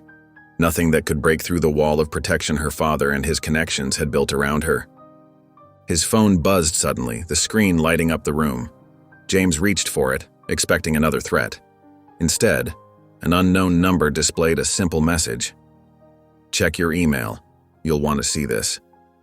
His heart quickened. James had received anonymous tips before, but something about this felt different. He swung his legs over the side of the bed and walked to his desk, opening his laptop. The screen's blue light illuminated his face as he logged into his email account. There it was, a new message from an encrypted address. The subject line read only, "Evidence." James clicked it open, his hands steady despite the adrenaline coursing through him. A single video file was attached, its name making his breath catch. Rachel Whitmore, body cam footage. Could this be it? He whispered to himself, double-clicking the file. The video player opened, showing a timestamp from 3 months ago. The footage was crystal clear, Rachel's body cam, recording everything from her eye-level view. The scene showed a routine traffic stop, a black man in his 30s, well-dressed, polite, hands visible on the steering wheel. Rachel's voice came through clearly, dripping with condescension. "Step out of the vehicle, sir." The man complied, moving slowly, carefully. Then James watched in growing horror as Rachel made the man kneel on the ground. While her partner wasn't looking, she reached into her vest pocket and pulled out a small bag of what appeared to be drugs. With practiced ease, she slipped it into the man's jacket pocket. The audio picked up her whispered words. "Look what we have here. You people never learn, do you?" James's hands clenched into fists as he continued watching. The man protested his innocence, but Rachel just laughed. "Save it for the judge. Though we both know how that'll go, don't we?" Her partner returned, and Rachel's entire demeanor changed. Professional, authoritative, playing her role perfectly. But there was more. The video continued, showing multiple incidents over several weeks. Rachel turning off her body cam before confrontations, but forgetting about the dash cam. Rachel and other officers discussing which neighborhoods to target. Rachel bragging about her father's influence, how she was untouchable. Each new scene felt like a punch to the gut. James had known, had always known, but seeing it laid bare like this was different. This wasn't just about racial profiling anymore. This was systematic abuse of power, corruption at its most raw and ugly. The final clip showed Rachel in the police station parking lot, speaking to another officer. "My old man's got half the judges in his pocket," she boasted. "And the other half know better than to cross him. We can do whatever we want." James paused the video, his hands shaking slightly now. This was it. The evidence he'd been searching for. Not just proof of Rachel's crimes, but evidence of the entire corrupt system that protected her. The timestamp showed this was from just last week. Without hesitation, James began forwarding the footage to the state attorney's office. He included every relevant case number, every complaint filed against Rachel, every piece of documentation he'd gathered over the months. His fingers flew across the keyboard as he composed the email, laying out the case in clear, undeniable terms. As he hit send, James felt a weight lift from his shoulders. For weeks, he'd been fighting shadows, unable to pin down the corruption he knew existed. Now he had something concrete, something they couldn't ignore or explain away. His phone buzzed again. The same unknown number. Use it wisely. James leaned back in his chair, staring at the frozen image of Rachel on his screen. Her arrogant smile, so familiar now, seemed different in this context. Not threatening anymore, but damning. The evidence was out there now, in the hands of people who could act on it. People beyond the reach of Judge Whitmore's influence. The morning sun filtered through the Venetian blinds of attorney Marissa Doyle's office, casting striped shadows across her polished oak desk. James sat in one of the leather chairs, his posture straight despite his exhaustion. The state attorney's office buzzed with early morning activity outside her door, but inside, the atmosphere was charged with anticipation. Marissa leaned forward in her chair, her dark-rimmed glasses reflecting the computer screen as she watched the footage for the third time. Her fingers drummed steadily on her desk, her expression growing harder with each passing second of the video. "Turn it off," she finally said, her voice tight with controlled anger. "I've seen enough." She removed her glasses and pinched the bridge of her nose. "This is exactly what we needed, James. You've done the right thing bringing this to me." James nodded slowly, his hands clasped in his lap. "There's more than just this incident. The corruption runs deep, Marissa. Rachel's father, Judge Whitmore, he's been protecting her. The police department, the school board, they're all connected." Marissa stood up, smoothing down her charcoal gray blazer. She was a commanding presence, known throughout the state for her unwavering pursuit of justice. "I know Judge Whitmore. Always thought he was too clean, too perfect. Now we know why." She walked to her office door and closed it firmly. "This isn't just about Rachel anymore. We're looking at systematic abuse of power, corruption at multiple levels of local government." She returned to her desk and picked up her phone. "Give me an hour. I'm calling in some favors." Her fingers flew across the keypad. "The FBI has been wanting to investigate this department for months. They just needed probable cause." She glanced up at James. "You just gave them that golden ticket." James watched as Marissa made call after call, her voice shifting from professional to commanding depending on who was on the other end. She spoke in clipped, precise sentences, using legal terms that made it clear she knew exactly what she was doing. The morning light grew stronger as time passed. Outside the window, downtown was coming to life, unaware of the storm that was about to break. James could hear snippets of Marissa's conversations. "Yes, I need immediate action. No, this can't wait. I'm sending you the footage now. Yes, I understand the implications." Between calls, she explained to James what was happening. The FBI's local field office is mobilizing. They're coordinating with state police to ensure this is handled properly. She paused, fixing James with a steady gaze. "You understand what this means? Once this starts, there's no going back." James met her gaze unflinchingly. "I've been living with threats and intimidation for weeks. My career is probably over, but this needs to happen." Marissa nodded approvingly. "You're braver than most, James. Not many would stand up against this kind of corruption." By 9 o'clock, James's phone started buzzing with news alerts. Local stations were breaking the story. The footage had been leaked, strategically, James suspected, by Marissa or her contacts. Headlines flashed across his screen. "Police corruption exposed, officer caught on camera planting evidence." "FBI raids local police department. State attorney launches full investigation." Marissa's office phone rang again. She answered, listened briefly, then turned to James. "It's happening. The FBI just entered the police department. They're seizing computers, files, everything." James pulled up a live news feed on his phone. The local station was showing footage of FBI agents in dark jackets entering the police station. Squad cars with federal plates lined the street. He could see officers being escorted out, some in handcuffs. "Rachel?" he asked, not looking up from his phone. "They picked her up at her home 20 minutes ago," Marissa replied, a note of satisfaction in her voice. "She's being taken to federal custody. No chance of her father intervening this time." Through his phone screen, James watched as more FBI vehicles arrived at the station. News reporters crowded the sidewalk, their microphones thrust forward as agents led more officers out in handcuffs.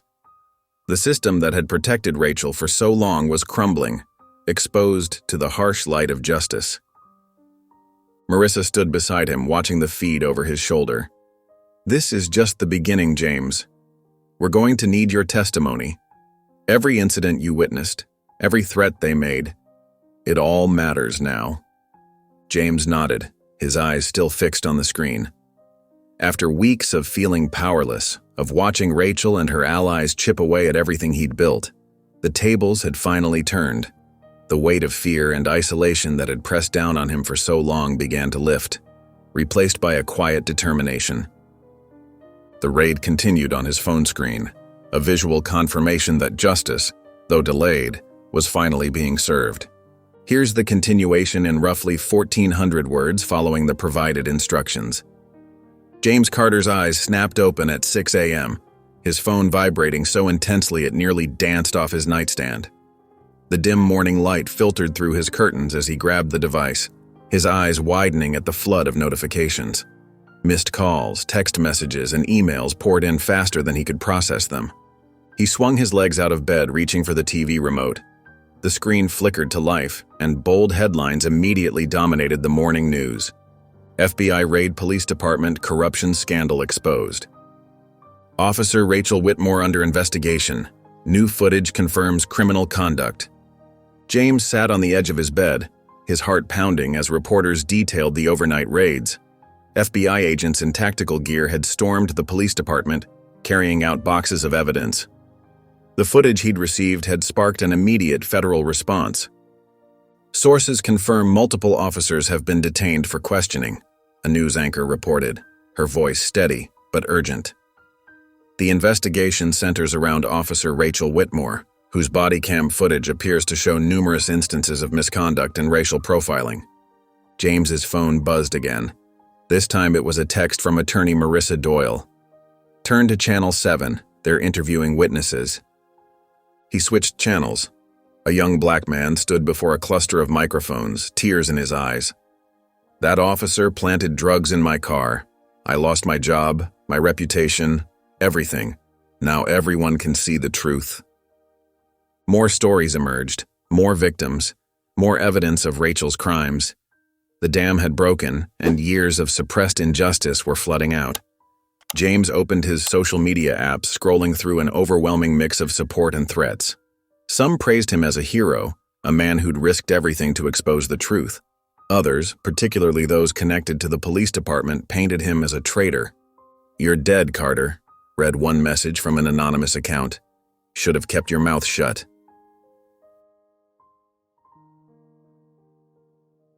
Through his bedroom window, James watched the sunrise paint the sky in shades of pink and orange. It should have been beautiful, but his stomach churned with anxiety. He knew this was just the beginning. A news alert caught his attention. Judge Whitmore, Rachel's father, was arriving at the courthouse. The camera footage showed him storming up the steps, his face red with rage. Reporters swarmed him with questions. "Judge Whitmore, did you know about your daughter's actions? Were you involved in covering up these incidents? Will you recuse yourself from any related cases?" The judge shoved past them, his usual composed demeanor cracking. "No comment," he barked, but his eyes told a different story. They burned with fury and fear, the look of a powerful man watching his dynasty crumble. James's phone rang. It was Lieutenant Reese. "Don't answer it," James muttered to himself, letting it go to voicemail. His former friend had made his choice. Now, he had to live with it. More news footage showed protesters gathering outside the police department. Their signs demanded justice, reform, accountability. Some carried photos of Rachel's victims. Others simply read, "No more." James checked his email. The school board had scheduled an emergency meeting for that afternoon. No doubt they'd try to distance themselves from him now, maybe even apologize for their earlier stance. Funny how quickly loyalty shifted when the truth came to light. A text from Luis Torres, the maintenance worker who'd witnessed the office break-in. "You did it, Mr. Carter, you really did it. Thank you." James smiled slightly, but the moment was interrupted by a harsh electronic shriek. His home security alarm blared to life, its warning lights flashing red. His heart jumped into his throat as he rushed to check the security panel. Front door sensor triggered. Garage door sensor triggered. Backyard motion detected. James pulled up the security camera feed on his phone. The morning shadows made it hard to see clearly, but there it was. A black SUV parked across the street, its engine running. The windows were tinted, but he could make out at least 2 figures inside. More alerts flooded his phone. Rachel Whitmore suspended without pay. Federal investigation expands to include Judge Whitmore. Police chief announces internal review. Protest numbers growing downtown. The black SUV's presence felt like a weight pressing down on his chest. They were watching, waiting, maybe hoping he'd run, maybe planning something worse.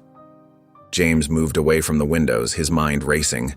The security alarm continued its urgent warning. Through the chaos of beeps and alerts, he heard car doors opening and closing outside. He glanced at his phone one last time.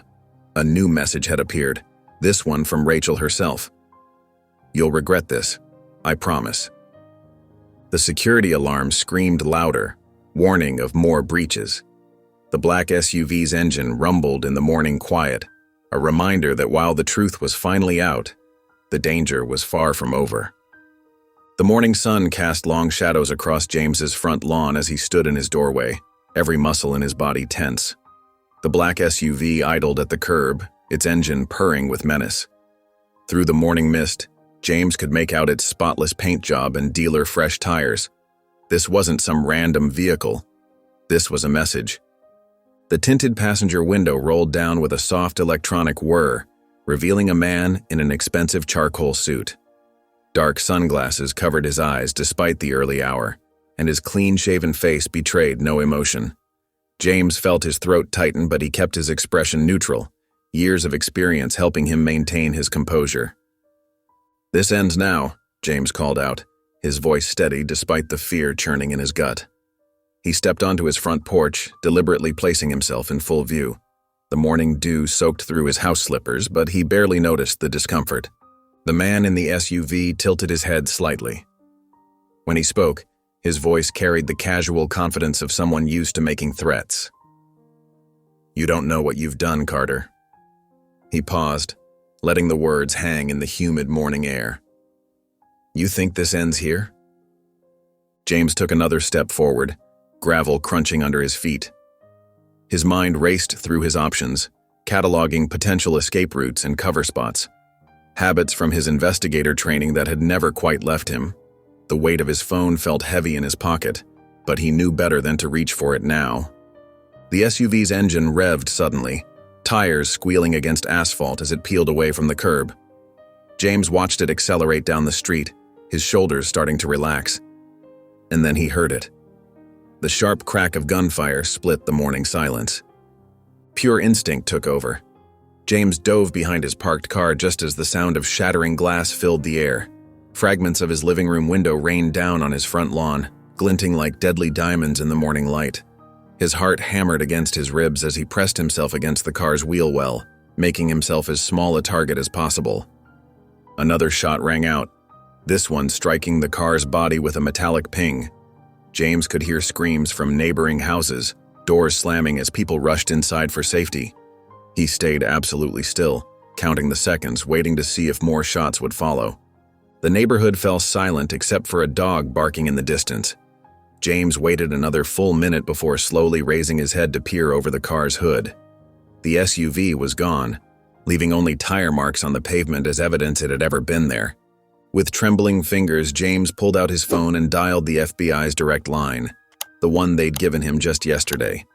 His voice came out surprisingly steady as he reported the attack, providing as many details as he could remember about the SUV and its occupant. "They're escalating," he told the agent on the line. "This wasn't just a warning shot. They meant to kill me." As he spoke, James surveyed the damage. The bullet holes told a clear story. One in his front window, another in his car door, right where his chest would have been if he hadn't moved. These weren't amateur shooters taking pot shots. This was a professional hit attempt. Neighbors began cautiously emerging from their homes, some with phones already recording the scene. James could hear police sirens in the distance, growing louder, but he knew local law enforcement wouldn't be much help, not with how deep this corruption ran. Standing there in his yard, glass crunching under his feet, James felt the full weight of what he'd started. This wasn't just about exposing corruption anymore. This wasn't just about Rachel Whitmore or dirty cops or systemic abuse of power. This was about survival now. His enemies had made it crystal clear. They would rather see him dead than face justice. The FBI agent was still talking on the phone, telling him to stay put, that a protection detail was on the way. James acknowledged the instructions, his eyes fixed on the tire marks left by the SUV. The morning sun had risen higher now, burning away the last traces of mist, but James felt a chill that went bone deep. He knew he had to move fast. The next attempt might come at any moment, and it might not be as direct as this one. They would try again, and soon. The question wasn't if, but when. James watches as the FBI storms the police department, arresting corrupt officers, including Captain Harlow. Evidence is seized, but one thing catches James's attention. Rachel Whitmore's locker is completely empty. She knew the raid was coming and vanished before they could get to her. James meets with prosecutor Marissa Doyle, who hands him a subpoena to testify against Rachel. His testimony is crucial, but it also makes him a target. A threatening text confirms his fears. If he speaks, he's dead. But James refuses to back down. The courtroom is packed as Rachel is brought in, handcuffed and stripped of her former power. The prosecution lays out damning charges: racial profiling, falsified reports, and obstruction of justice. The judge denies her bail. Rachel finally looks afraid. Rachel's legal team offers James a plea deal. She pleads guilty to lesser charges in exchange for his silence on key evidence. James refuses. No deals, no compromises. Justice must be served. Rachel's father, Judge Whitmore, takes the stand to defend her, but the prosecution plays an FBI recording proving he covered up crimes for years. The courtroom erupts as the judge is arrested mid-trial. Rachel watches in horror as her last line of protection is destroyed. The jury finds Rachel guilty on all counts. The judge sentences her to 20 years in prison. As she is led away, she spits venom at James, but her threats are meaningless. The system she abused has finally turned against her. Rachel's conviction sends shockwaves through the police force. The police chief resigns, officers are fired, and an FBI probe expands statewide. James receives messages of gratitude, but also warnings. Not everyone wants change. A slow-moving car outside his house reminds him that danger still lingers. James visits Rachel in prison. She is a shadow of her former self, defeated, remorseful, and abandoned. She finally admits she was wrong. James doesn't gloat, but he leaves without offering forgiveness. Some things can't be undone. Packing up his home, James decides to leave the city for a new life by the coast. He visits his late wife's grave, telling her he finally did what was right. The battle is over. It's time to move forward. Months later, James reads about widespread police reform sparked by Rachel's case. He receives an email from Kenny Wallace, a former victim of Rachel's corruption, now studying law because of James's example. Change has begun. Walking along the beach at sunset, James feels true peace for the first time in years. He was right. This fight mattered. Rachel had asked, "You think this changes anything?" Now, James knows the answer. Yes, it changed everything. If you enjoyed the story of James, I handpicked this next story that you will enjoy. Please don't miss this one. Click here to watch it.